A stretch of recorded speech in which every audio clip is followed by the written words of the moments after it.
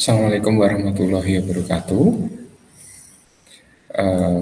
Pada siang hari ini kita bertemu pada mata kuliah Psikologi Keluarga untuk mahasiswa HKI FSH Winsa pertemuan pertama semester GESOL 2021-2022. Nah, pada pertemuan pertama ini tentu akan kita mulai dengan perkenalan terlebih dahulu. Nama saya dosen pengampu Psikologi Keluarga adalah Abdul Haris Fitrianto, SPSI MSI. Saya biasa dipanggil Pak Haris. Nah, ini NIP saya. Keilmuan saya basisnya adalah S1 Psikologi, S2 Psikologi. Hobi saya camping, WhatsApp saya ini, dan media sosial saya ada di sini, di Instagram dan juga YouTube, dan ini adalah email official Winsa saya. Nah, ini perkenalannya. Terus kemudian barangkali Anda bertanya-tanya, mengapa mahasiswa HKI perlu belajar psikologi keluarga? Tentu ini sangat berkaitan karena subjek belajar Anda di prodi HKI adalah keluarga. Nah, karena keluarga ini adalah kumpulan dari manusia-manusia, maka tentu ada dinamika psikologis yang perlu dipahami. Sehingga masalah hukum keluarga Islam tidak bisa lepas dari masalah psikologi keluarga. Langsung atau tidak langsung, disadari atau tidak, tentu masalah hukum keluarga berkaitan dengan psikologi keluarga. Nah, agenda pertama kita hari ini adalah overview perkuliahan. Nah, mengapa Anda sebagai mahasiswa HKI perlu untuk belajar psikologi keluarga? Nah, karena capaian pembelajaran psikologi keluarga itu berkaitan dengan kompetensi yang Anda pelajari sebagai sarjana hukum Islam. Pertama, dari aspek sikap.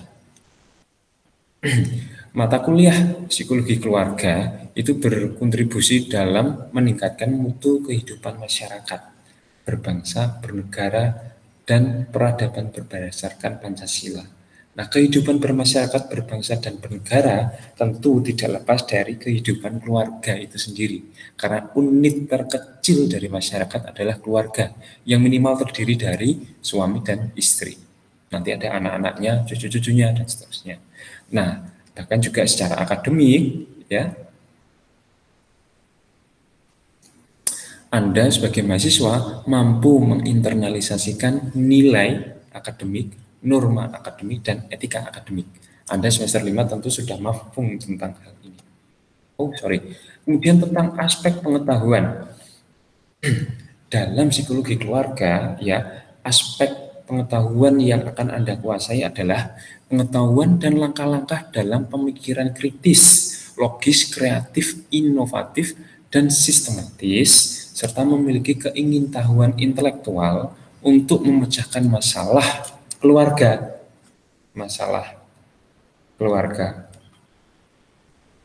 Pada tingkat individual, anggota keluarga, dan tingkat kelompok pada tingkat keluarga itu sendiri.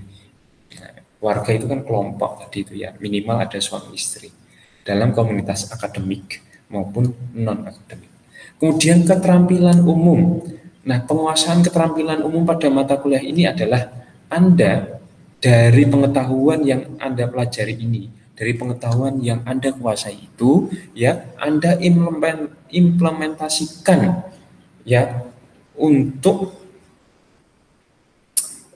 memperhatikan, menerapkan nilai humaniora yang sesuai dengan bidang ilmuannya. Nah, dalam bahasa sederhananya kayak gini. Pengetahuan itu tidak hanya untuk diketahui, untuk dipahami, tetapi juga bisa untuk diaplikasikan. Aplikasi dari pengetahuan ini adalah keterampilan. Ada keterampilan umum, ada keterampilan khusus. Pengetahuan Anda tentang psikologi keluarga itu nanti juga Anda implementasikan, Anda terapkan dalam keterampilan, yaitu keterampilan untuk memahami psikologi keluarga dan turut menurunkan, bahkan bisa menyelesaikan masalah-masalah keluarga. Nah, berkaitan dengan itu adalah keterampilan khusus. Dalam mata kuliah ini adalah Anda mampu menghafal ya atau recite atau mampu mengetahui ayat dan juga hadis yang relevan dengan dimensi kejiwaan manusia. Kalau dalam konteks ini adalah relevan dengan dinamika psikologis keluarga. Ini lambangnya psikologi. Lambang psikologi itu Trisula. Bukan Trisulanya Manchester United, bukan.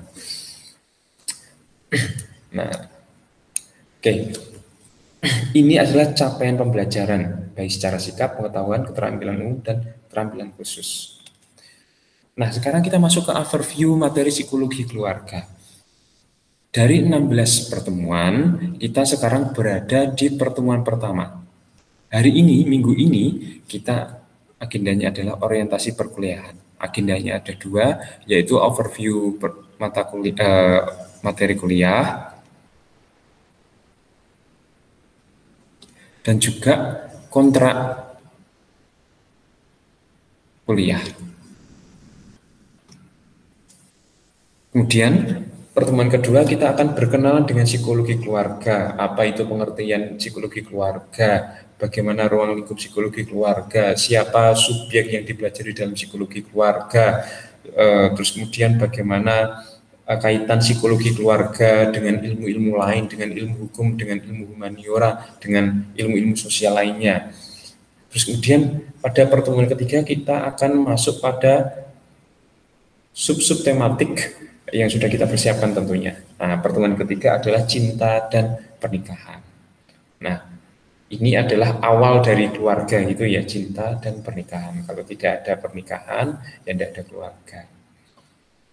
Kemudian setelah menikah, nah, tentu kita mempelajari hubungan antar anggota keluarga, orang tua anak, antar saudara, ya, hubungan antara keluarga satu dengan keluarga yang lainnya, gitu.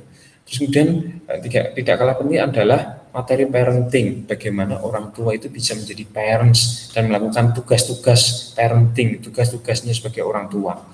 Dan itu sangat berkaitan dengan materi pertemuan ke-6, yaitu bagaimana orang tua menanamkan nilai dalam keluarga, nilai agama, nilai kebangsaan, nilai moral maupun etika.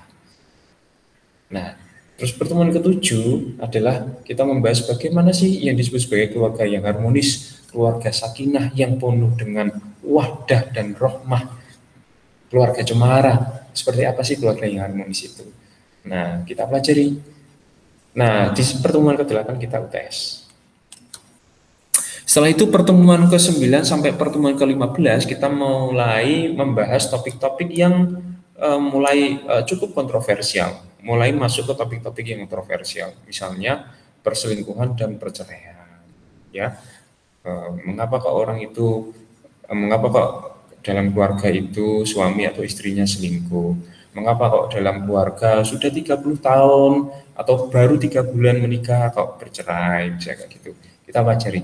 Terus kemudian juga kita pelajari kaitannya dengan itu adalah konflik dalam keluarga. Ini ada 2 pertemuan sekaligus. Karena konflik dan keluarga ini, seperti film-film di Indonesia itu ya, konflik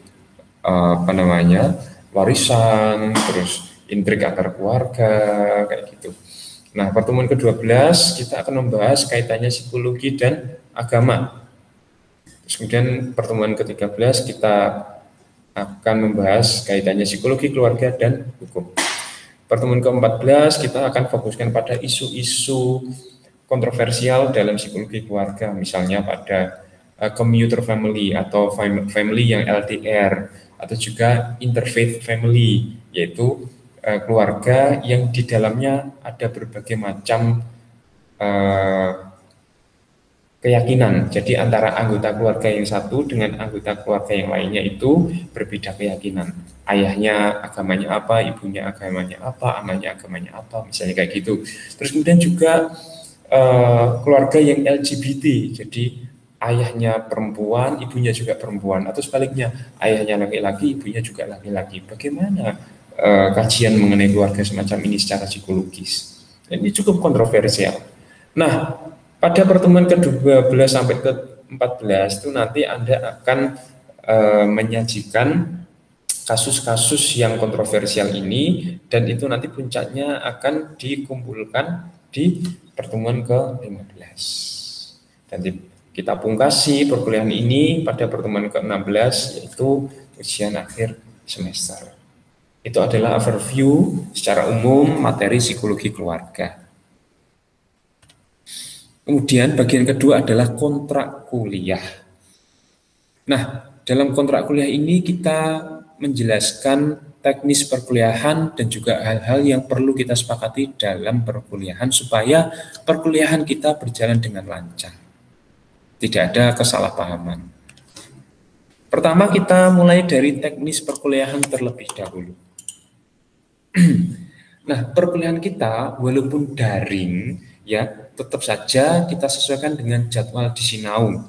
Apakah itu jam 7 lebih 40, apakah itu jam 9 lebih 20, apakah itu jam 12 lebih 30, sesuai dengan jadwal Sinau.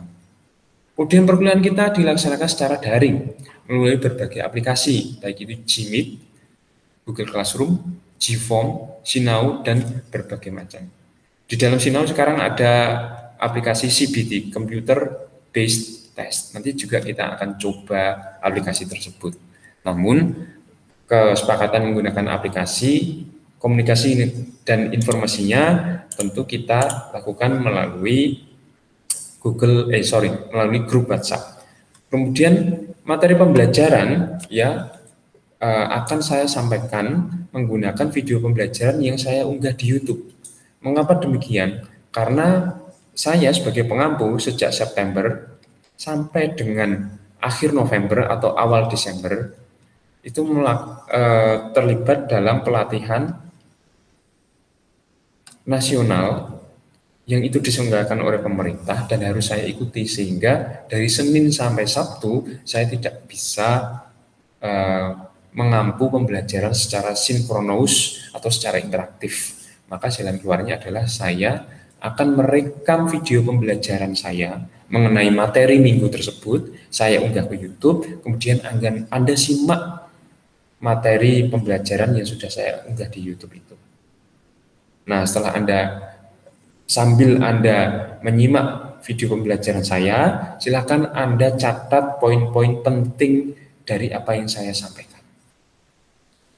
Jadi Anda harus siap buku catatan selama menyimak video pembelajaran saya. Nah, nanti untuk perkiraan nanti untuk Desember, ya awal Desember pelatihannya sudah selesai, dan di bulan Desember, di bulan akhir itu, entah pertemuan ke-14, 15, itu saya bisa mengampu secara interaktif kembali. Nah, informasi dan komunikasi itu terpusat di WhatsApp Group. Anda tentu sudah masuk ke WhatsApp Group. Kemudian, jangan lupa kehadiran mahasiswa itu minimal 75% atau lebih, atau ini di atas 75%. Anda semester 5 tentu sudah mahfum. Nanti di pertemuan ke-15 ya, kehadiran Anda itu akan direkap. Kalau di pertemuan ke-15 ternyata Anda kehadirannya kurang dari 75% atau hanya 70% saja, hanya 75% saja, maka Anda tidak bisa mengikuti UAS. Tapi kalau di pertemuan ke-15 kehadiran Anda adalah di atas 75%, maka Anda bisa ikut UAS, dan artinya Anda berhak mendapatkan nilai mata kuliah psikologi keluarga. Jadi poin kritisnya itu di pertemuan ke-15. Apakah Anda 75% atau belum, itu di pertemuan ke-15. Nah, untuk mata kuliah psikologi keluarga, presensi atau kehadiran itu dibuktikan dengan Anda submit quiz yang itu Anda kerjakan setelah nonton video pembelajaran. Post-test itu yang maksudnya adalah quiz ini. Jadi kegiatan mingguan Anda secara mingguan adalah pertama, nonton video pembelajaran dan mencatat poin-poin penting dalam video pembelajaran itu. Kemudian setelah Anda memahami apa yang saya sampaikan dalam video pembelajaran, Anda silakan mengerjakan post-test dan mensubmitnya. Mensubmit post test itu artinya Anda check-in kehadiran Anda. Anda nonton video pembelajaran, Anda mengerjakan kuis atau post test, tetapi tidak Anda submit, maka Anda tidak akan terhitung sebagai hadir. Eman-eman, ya kan? Maka jangan lupa setiap minggu untuk submit. Kemudian dispensasi ketidakhadiran, karena ini adalah kelas daring, ya, dispensasi ketidakhadiran Anda itu hanya berlaku ketika Anda memiliki nota dinas atau surat tugas atau surat keterangan dari WINSA bahwa Anda sedang mewakili WINSA untuk melakukan kegiatan tertentu. Misalnya Anda menjadi kontestan lomba debat nasional, sehingga Anda harus meninggalkan perkuliahan karena mengikuti lomba debat. Selama itu ada nota dinasnya, ada surat tugasnya, ada keterangan dari kampus, maka Anda silakan berangkat mengikuti lomba debat tadi. Dan perkuliahan akan saya hitung sebagai masuk. Kalau Anda sakit di rumah, kan Anda tetap bisa nonton video pembelajaran, Anda tetap bisa submit kuis, sehingga kalau hanya sekedar sakit di rumah atau sedang isolasi mandiri, ya saya tetap akan menghitung tidak hadir kalau Anda tidak submit kuis atau post test tadi. Jadi usahakan setiap minggu selalu submit post test.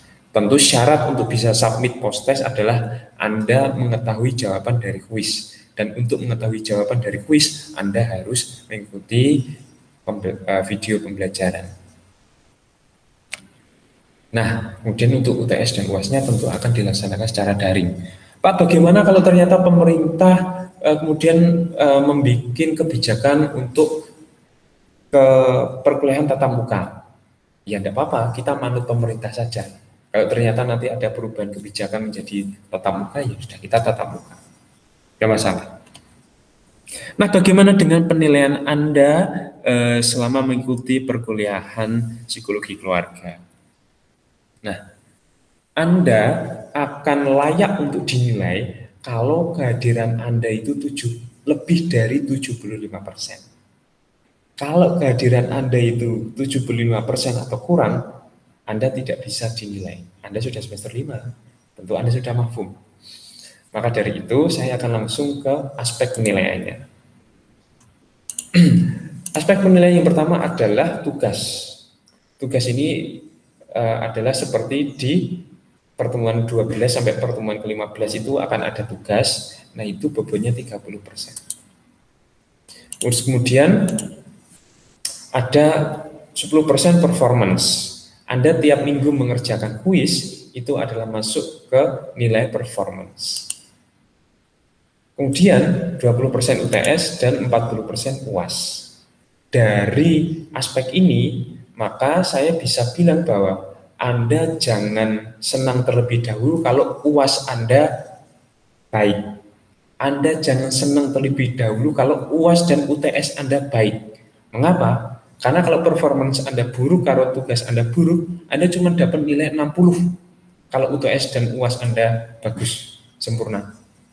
Maka dari itu, jangan main-main dengan tugas, jangan main-main dengan performance. Karena itu turut signifikan menentukan nilai Anda. Nah, kemudian referensi. Saya punya banyak referensi untuk mata kuliah ini.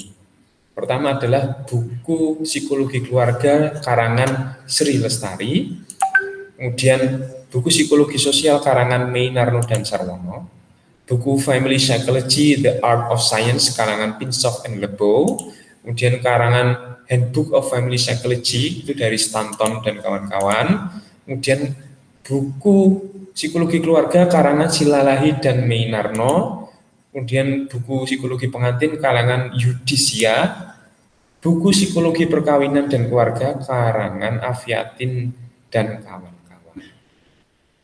Nah, kalau Anda adalah golongan atau Anda aliran minimalis, Anda bisa membeli buku minimal adalah buku Psikologi Keluarga karangan dari Sri Lestari dan Psikologi Keluarga karangan dari Silalahid dan Meinarno. Nomor 1 atau nomor 5, itu aja deh. Kalau Anda adalah menganut aliran minimalis. Gitu ya.